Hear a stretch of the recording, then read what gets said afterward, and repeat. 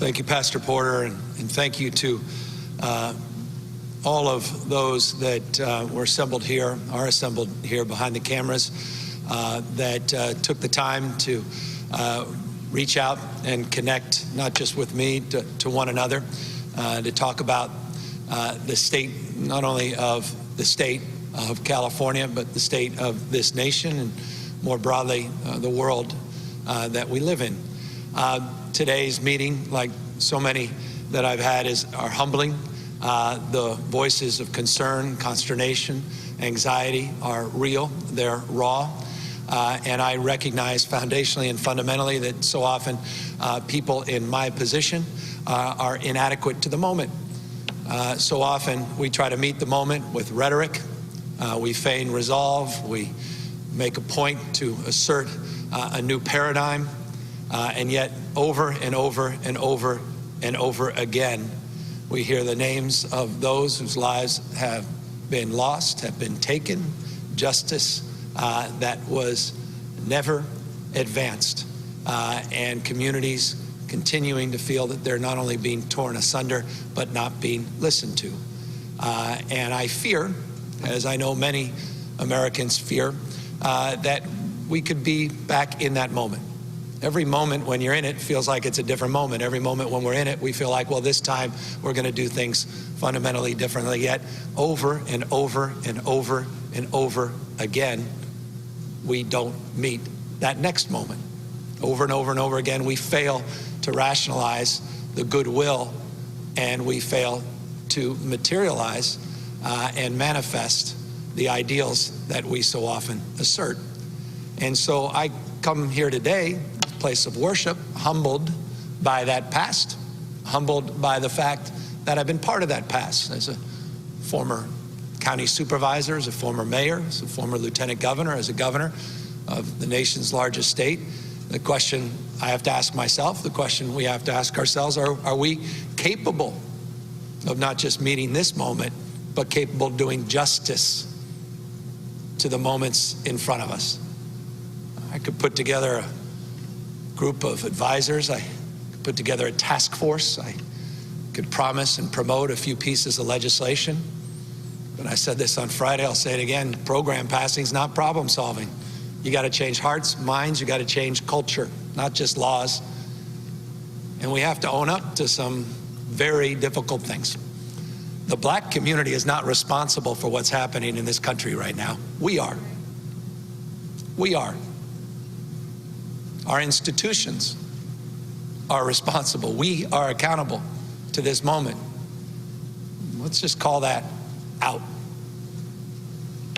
We have a unique responsibility to the black community in this country, and we've been playing lip service about that for generations. Generations.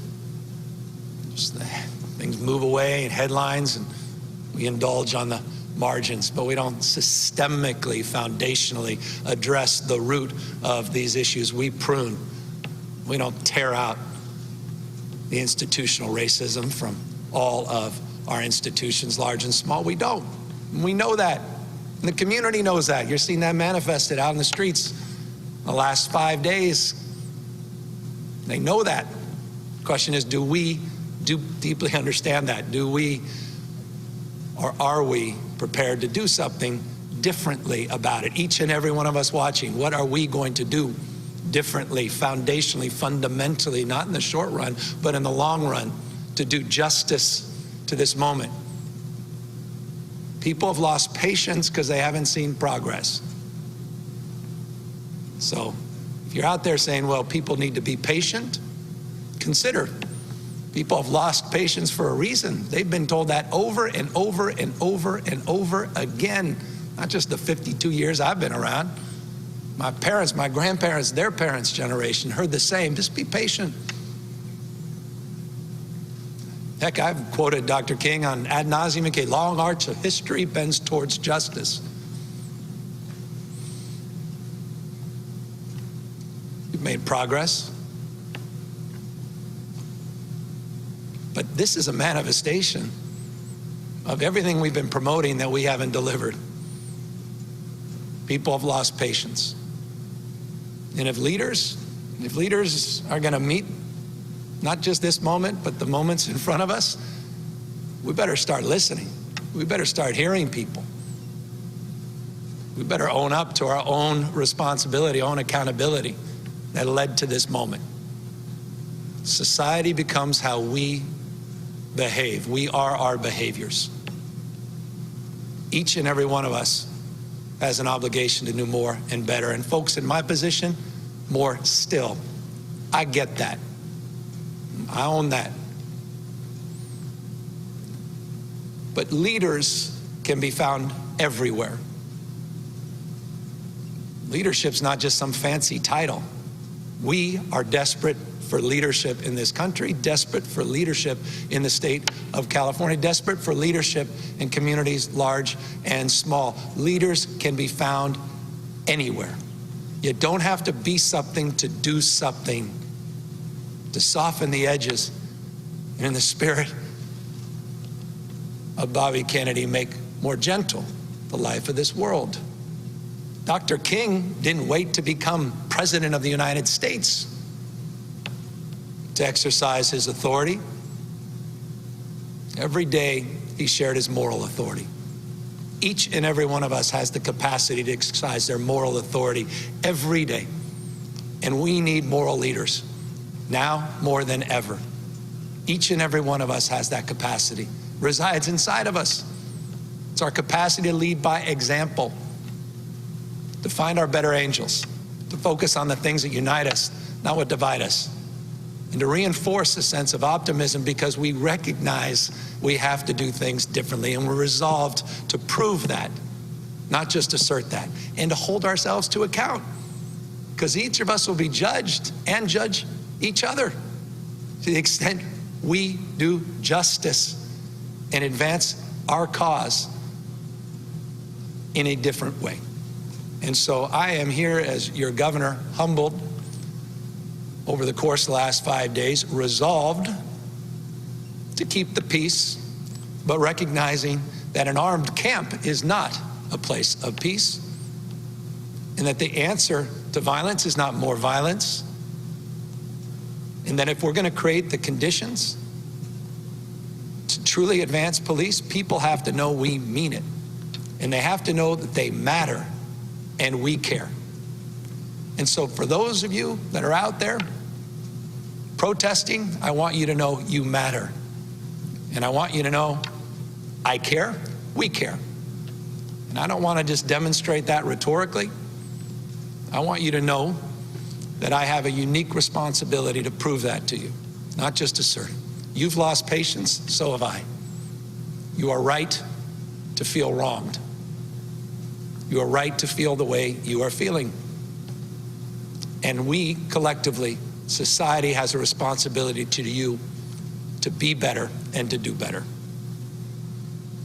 To those that want to exploit this moment, that want to flame the violence and fear, we hear you as well, but we don't have the same sensitivities as it relates to those that are trying to exercise their voice from a place of hurt and pain. When you try to cause pain on others, when you're out there to exploit conditions, not advance the cause of justice, that is not serving the greater good, and we need to also call that out. The looting, the violence, the threats against fellow human beings, that has no place in this state and in this nation. We as a society need to call that out. And we need to call forth our better angels and those that want to express themselves and have, thank you. God bless you. Keep doing it. Your rage is real. Express it so that we can hear it. Let's not let others drown out that rage. And those that want to advance this cause in a responsible and thoughtful way. I'm not patient any longer. I know you're not. We hear you, and we have a responsibility now to prove to you, not just to assert, that we're capable of being more and doing better as a society and a community. And so I just again want to express my deep gratitude, my deep humility to those leaders of every stripe that all across this state and all across our nation are doing justice in this moment. Those demonstrators that were reaching out and trying to calm other people, to those community leaders that were out there with brooms in the early morning, sweeping up glass, to folks that, were on the periphery that said, you know what, I can't stand on the periphery any longer. I need to be part of this effort. Thank you to all of your examples as well. So much good and so much right that's out there, but there is a stain in the history of this country we have concealed, and it's rearing its head again because we never come to grips with it. We've never owned it. It's the issue of racism. The pastor is exactly right. Pandemic on top of a pandemic, impacting our health, impacting our economy, and impacting our capacity to live up to our greatest ideals. We could talk about being bound together by a web of mutuality, as Dr. King said. And if that's the case, we need to reconcile that fact that we are all in this together. The Bible teaches us we're many, many parts, but at the end of the day, we're one body.